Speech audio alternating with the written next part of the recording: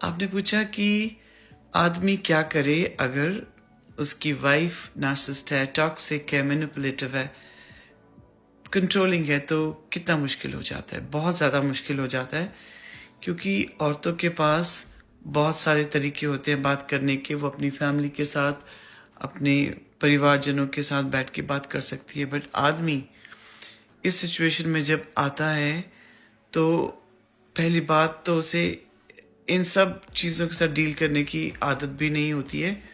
बहुत देर तक उसको समझ ही नहीं आती है कि उसके साथ हो क्या रहा है।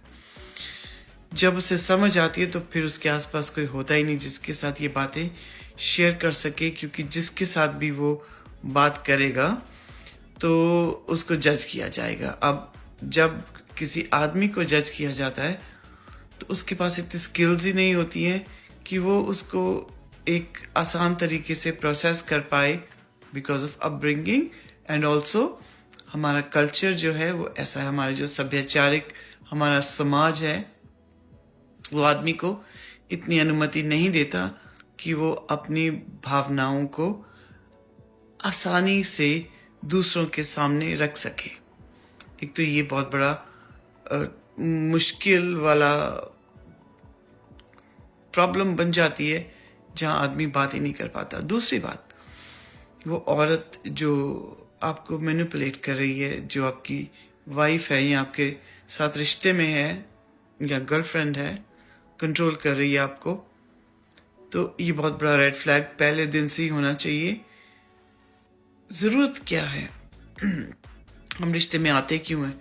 ताकि हम एक दूसरे के लिए प्यार, मोहब्बत, इज्जत और एक दूसरे की ज़िंदगी को आसान कर पाएं।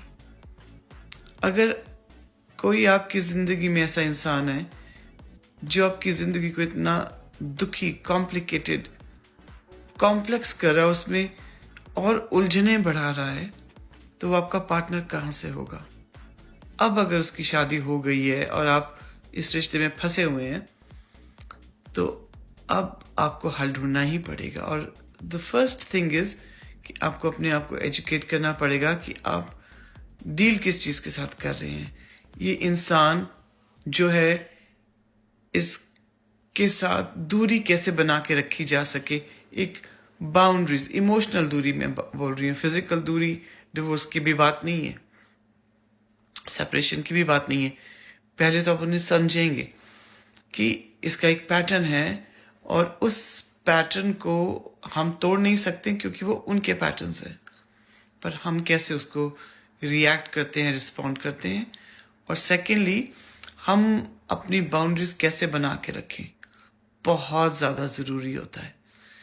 कि अगर वो इंसान चीख और चिल्ला रही है तो आप नहीं चिल्ला सकते, आपको वहाँ से निकल जाना चाहिए, या आप थोड़ी देर के लिए अपने आप को काम डाउन करके रखें, क्योंकि ये इंसान वही चाह रही होती है उस वक्त।